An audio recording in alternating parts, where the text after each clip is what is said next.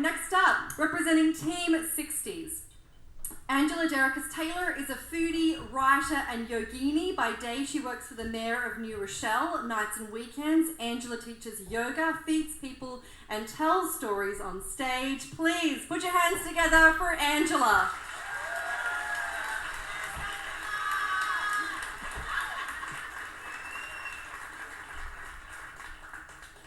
I'm sorry, there's no sex in this story.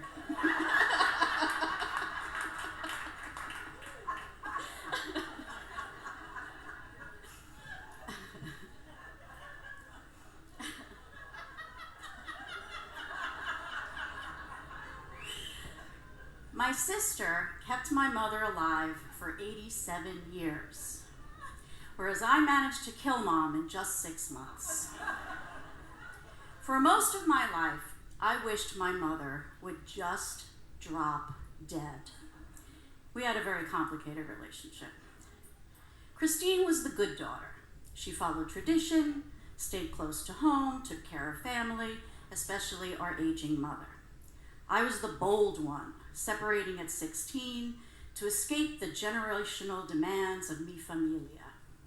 So when, at 87 years old, Mom announced that she was moving away from her lifelong Greenwich Village neighborhood, where my sister lived, to a senior residence in New Rochelle, close to me. Christine was devastated. I was bewildered. Shortly after the move, Christine and I sat hunched over the coffee table in Mom's new apartment, going over an extensive meds list and schedule. Amaryl for diabetes, Plavix for the heart, Zestril and Toprol high blood pressure, Celexa depression, Spiriva COPD, Lasix for the kidneys, Metformin diabetes, Clonazepam a sedative, Zocor cholesterol, warfarin an anticoagulant. Warfarin's a big deal, my sister said. A fall can cause internal bleeding or a stroke. No falls, I said, saluting. My sister's condescending attitude was irritating. The list continued. Finger pricks, test strips, painkillers, inhalers, nebulizers. Remember, she only has one lung. I rolled my eyes. In the last 19 years of her life, while I was off gallivanting, Mom was hospitalized 17 times. Christine was by my mom's side, literally moving into the hospital every time. She needs an advocate was her mantra. Everyone dies eventually was mine.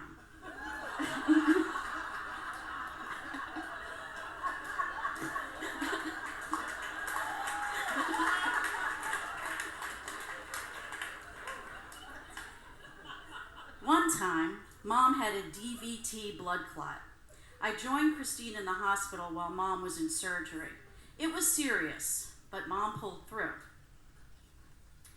When she came to, my mother stared lovingly at Christine standing at the foot of the hospital bed. When Mom saw me at her bedside, absolute terror came over her face. "Am I dead?" she said. "No," Christine cried. "Why would you say that? I saw this one and I thought it had to be bad if she showed up." And that's how it was. Mom cheating death again, and Christine determined to keep our mother from the Grim Reaper indefinitely. "Now, Nitrostat, I know," I said. "For chest pain, place a tab under the tongue, dial 911, and then call me," Christine said. Mom and I got into a groove. Trips to doctors and CVS became routine. I relished the attention of strangers smiling as I wrestled the rollator out of the trunk and escorted Mom out of the car. They waited, held doors, gave me the what a good daughter look. We shared quality mother and daughter time in her apartment, watching the Murder Channel together. Mom loved when I would join her for lunch so she could show me off. "My daughter works for the mayor." "Don't tell people that," I warned. "They'll complain to you about sidewalk tripping hazards." Speaking of tripping, Christine told me you spoke this morning. My mind replayed the call. "How's her blood sugar?" "Good." "PT came?" "Yep." Any falls? Nope, no falls. All good, gotta go. Don't rat me out, Mom said. I tried to convince Mom to go to the hospital after the fall. No more hospitals, she said, shoving an ice cream bar between her teeth. I took the ice cream away, a lame attempt at caregiving. Diabetes, remember? And punishment for making me lie to Christine. I was so conflicted. Finally, I had a real bond with my mother. For the first time in my life, I looked forward to being with her and all that we would share. And then she had that fucking stroke. For 30 days, I was the one by the hospital bed, watching her wither away, begging God not to grant my lifelong wish. Take it back. I didn't mean it. Please, don't take her away from me. When they said it was time to insert a feeding tube, Mom shook her head. Enough. The last 10 days of Mom's life was under hospice care in my home.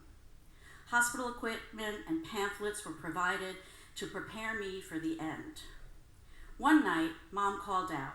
I rushed to her side, morphine tincture in hand. Don't give me that shit, she said. I dreamed I saw Uncle Bruno. He told me he's dead. He said it's nice where he is. He's waiting for me. The next morning, Mom was mellow. Her pallor was gray. Christine called. I told Mom she wanted to come to visit. Tell her I'll see her tomorrow. You want some ice cream, Mom? She hadn't eaten all day, but perked up at the suggestion. After a spoonful or two, she shooed the bowl away and asked me to step aside. I was blocking her view of the fall leaves just beginning to turn. She stared out the picture window. My only regret, she said, is that you and I didn't do this sooner. Promise me you and Christine will take care of each other.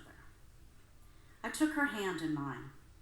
We stared quietly out the window together as though we had all the time in the world. Mom took in a deep breath, then out.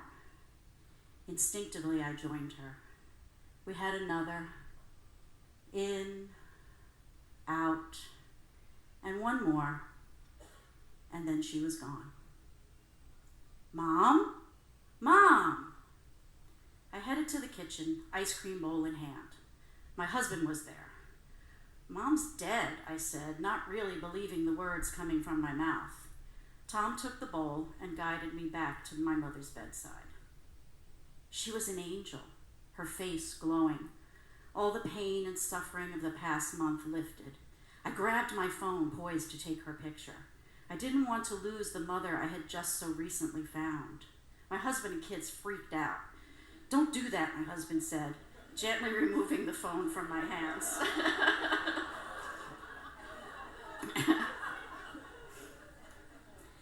It's been 10 years since Mom is gone. In these years, Christine and I have developed a strong sisterly bond. We've talked a lot about our different relationships with our mother. She recognizes how important it was for me and Mom to have those last 6 months together, to get to know each other and love each other, to forgive each other, to heal our lifelong broken relationship. And I honor Christine for being the daughter who fulfilled the caretaker role for decades, giving me the freedom to find my way in life. And what I am left with now is gratitude to my mom. Gratitude for the revelation that when it was time, my mother knew that I would be the daughter who had the strength to help her die in the manner she wanted. That her crazy move to New Rochelle at 87 was not crazy at all, but a well thought out decision. And I am honored that she put her trust in me. Being present with my mom and letting her go with dignity was the most difficult thing I've ever had to do. It was also the most precious and healing gift we gave to each other that will stay with me forever.